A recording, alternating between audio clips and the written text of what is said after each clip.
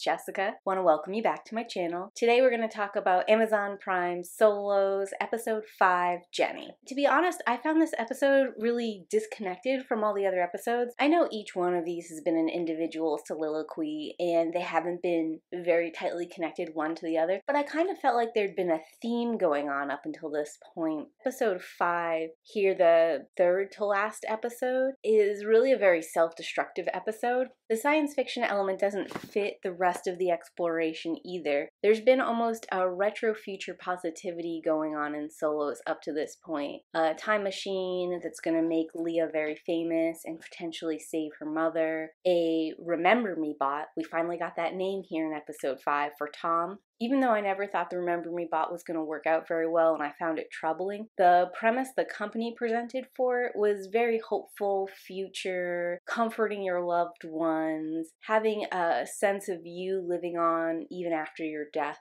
With Peg, even though I thought the company doing the exploration with senior citizens was really sketchy and nefarious, the truth is that doing exploration in space has a very Star Trek vibe inherently to me. Going where no man has gone before. Thinking that the elderly are able-bodied, capable of doing that kind of exploration, discovery, and recording. That has a very upbeat and positive nature to it too, because people often fear getting old and they fear that their body is going to create limitations for them as they age. So seeing someone tackle the final and the most harsh frontier in their golden years is something that can be very uplifting and positive. Facing the pandemic, the fact that she faced a pandemic in such a beautiful and tranquil home. Even though we were talking about darker material, the visuals and the experience that she would have had in that home, while lonely and while a certain level of desolation, obviously, that many of us could relate to even in the most beautiful of homes, it is hard to feel like the same closed in, trapped hopelessness that one might have gotten if her setting was different. But this one, Jenny, we just don't get any of that bittersweet. It's just pure bitter darkness. And there's something in it that strikes me as really false, because Jenny seems to be very self-aware, seems to be reflective the way she's talking and admitting things. Someone who is that self-aware and reflective probably wouldn't have reacted the way that Jenny's been reacting and responding in her own life. The other thing that's kind of confusing about Jenny is it's not clear who she is talking to when we start this off. She is sort of fourth wall breaking. She's talking directly to the camera the way I am in my YouTube videos, and it seems like she's talking to us, the audience, directly. But why is she doing this? Does she think she's in a video? Does she think she's doing some kind of confession?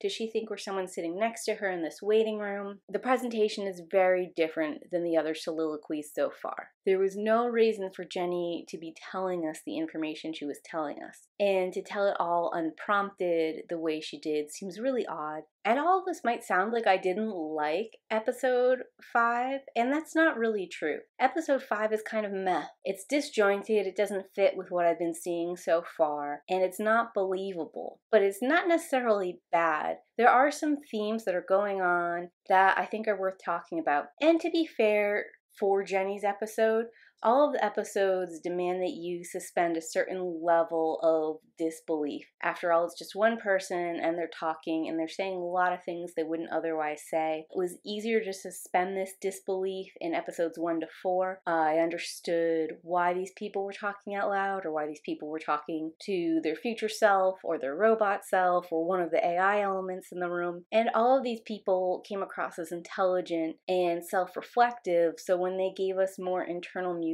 or internal thoughts when prompted, it made sense to me that they could articulate these things, they would know these things about themselves, and would know how to express them. I know that other people have commented about how none of this has been believable so far. It's been too stagey. And to a certain extent, part of what I like about these episodes is they do evoke a certain element of the theater. I like theater and stage productions, and I don't mind when we try to emulate that on the TV screen. So even though this one episode here didn't work for me, it was a little too far, I understand that for everyone that's going to be a difference of taste, and it's kind of why I'm giving it a shoulder shrug pass. Now I'm going to jump into spoilers. The part I want to talk about the most is actually the very end. This explains why Jenny is talking to us the way she is, and I just want to dig into it, see if it holds water. Jenny reveals an emotional episode where she ends up killing her neighbor's son. We get a couple scenes of Jenny crying, and that gives the audience a chance to absorb the emotion and the depth of what's just happening before we pan out and we see that Jenny is in a coma. We're viewing her memories on a screen, and there's actually a technician working on her and or the memories right now. I'm having a hard time describing what was so jarring about this moment. I think part of it is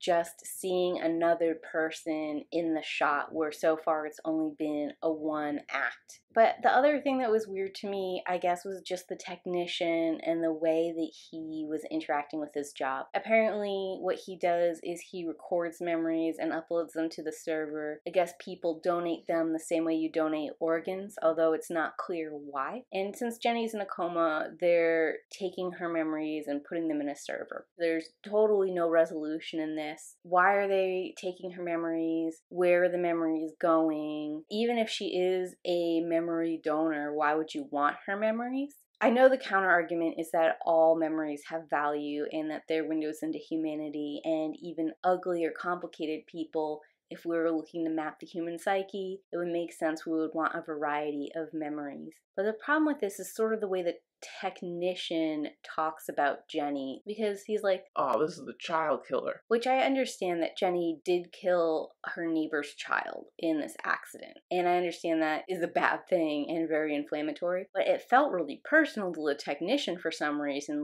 And then he took it on himself to punish Jenny by leaving her in that moment of realization. And it's like, you know that these are her memories. It's not her consciousness or her soul. You've transferred it into a computer program. How much awareness is there? How much suffering is really going on? It's weird that he left her like that. And what makes him less cruel than her? Certainly what happened was awful, and Jenny shouldn't have driven anywhere drunk. But at the same time, she wasn't really in full control. It wasn't like an intended situation. The way he phrased it, this is the child killer, it felt like Jenny intentionally went out and murdered kids. And that's not really how it seemed to be happening, at least from Jenny's point of view. You know, it's reckless endangerment. It's not okay. I also found the fact that they would leave her like that his superior would leave them like that. Is that because she doesn't have consciousness? Is that because they are judge, jury, and executioner now? I just don't understand. And he's like, well, a coma is better than what she deserves. But we don't really know that. We don't know that much about comas. We don't know if they're suffering or not within them, or how much consciousness there is. I found his statement and his treatment weird. And I think instead of inviting the audience to speculate, instead of welcoming them into this technological world, it sort of was shutting down doors and avenues. If this is the only character we see who is bad, it's really interesting. The show gives us a lack of empathy within it for this character. It doesn't seem to acknowledge the character's human nature. It just wants us to hate her. Or maybe the show thinks that we can only have empathy for Jenny if everyone else is callous to her. If you remove a heart because you're going to donate that heart to someone else, you wouldn't torture that heart because the donor had been bad. I sort of feel the same way about the memories.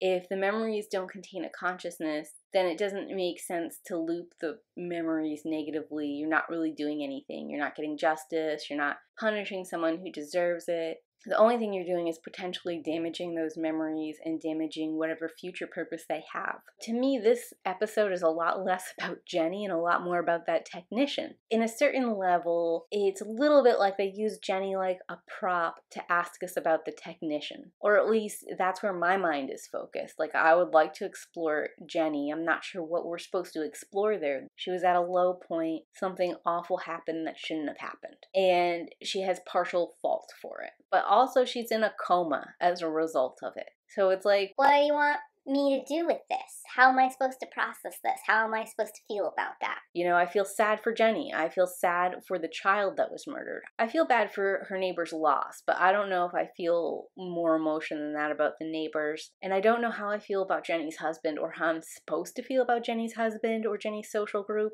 And how was the science fiction element of this supposed to be affecting Jenny or Jenny's relationships? It doesn't seem to be. Even if we stretch and we say that the memories aren't just memories, that her whole consciousness and her whole mind is mapped and undamaged and going into a computer now for some kind of observation or preservation. I just don't know what to do with that information. I don't know what that's telling me about humanity. I'm going to give this overall sort of a meh feeling. I do think the episode is a little bit sexist. I don't know how to articulate it any better than I already have. But I want to thank you guys for getting to the end of this video. I want to thank you for joining me on this kind of rambly review thought session. I had a lot more to say and a lot more opinions on this than I thought I did. And I hope I articulated some of them in a way that got some conversations going or got someone thinking in a new direction. Anyways, thanks for watching. Bye!